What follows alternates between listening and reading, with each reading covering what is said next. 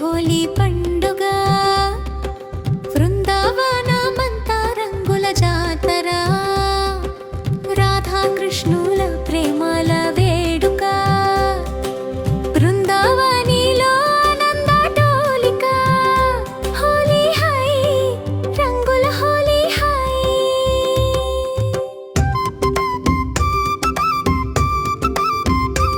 అందరూ చెట్టు క్రింద కూర్చొని విశ్రాంతి తీసుకుంటున్నారు. రంగులతో మెరిసే ముఖాలతో రాధ ఆసక్తిగా కృష్ణుణ్ణి అడుగుతుంది, కృష్ణ, మనం హోలీ ఎందుకు జరుపుకుంటాం? కృష్ణుడు మృదువుగా నవ్వి కథ చెప్పడం ప్రారంభిస్తాడు. హోలీ కథ అంటే చెడుపై మంచి సాధించిన విజయం. చాలా కాలం క్రితం హిరణ్యకశిపుడు అనే ఒక శక్తివంతమైన రాజు ఉండేవాడు. అతనికి ఎంతో గర్వం. లోకల్లో అందరూ తననే దేవుడిలా పూజించాలని ఆజ్ఞాపించేవాడు. కాని అతని కుమారుడు ప్రహ్లాదుడు మాత్రం మహావిష్ణువుకు గొప్ప భక్తుడు. తండ్రి ఎన్నిసార్లు హెచ్చరించినా ప్రహ్లాదుడు మాత్రం ఎప్పుడూ ఓం నమో నారాయణాయ అని విష్ణువుని స్మరించేవాడు. ఇది రాజుకు చాలా కోపం తెప్పించింది. తన మాట వినని కొడుకును ఎలాగైనా తొలగించాలనుకున్నాడు. హిరణ్యకశిపుడి సోదరి హోలికకు ఒక వరం ఉండేది. ఆమె ఒక మాయావస్త్రాన్ని కప్పుకుంటే మంటలు ఆమెను ఏమాత్రం హాని చేయలేవు. అందుకే ఒక కుట్ర పన్నారు. ప్రహ్లాదుడిని చంపడానికి హోలిక తన ఒడిలో కూర్చోబెట్టుకుని మండుతున్న మంటల మధ్య కూర్చుంది.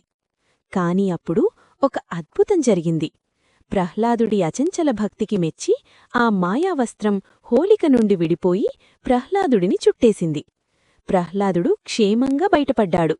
కాని దుష్ట హోలిక మాత్రం మంటల్లో కాలిపోయింది. అలా చెడుపై మంచి గెలిచింది. అందుకే హోలీ ముందు రోజు రాత్రి మనం హోలికా దహనం చేస్తాము. అది చెడు నశించిన దానికి గుర్తు. మరుసటి రోజు మంచి గెలిచిన ఆనందంతో రంగులు చల్లి హోలీ పండుగను జరుపుకుంటాము. కృష్ణుడు కథ ముగించగా రాధ ఆనందంగా నవ్వుతుంది. మళ్లీ రంగులు ఆకాశంలోకి ఎగురుతాయి. బృందావనం ఆనందంతో మారుమ్రోగుతుంది. రాధే కృష్ణ. హ్యాపీ హోలీ.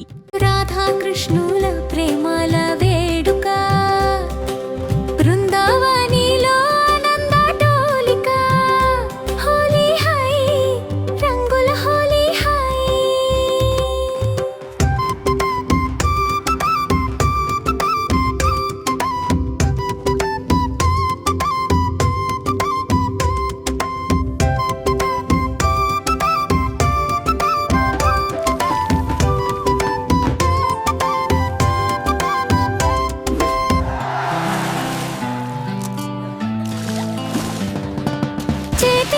పిచికారి పట్టుకున్నాడు చిలిపి కృష్ణుడు, అల్లరి మొదలు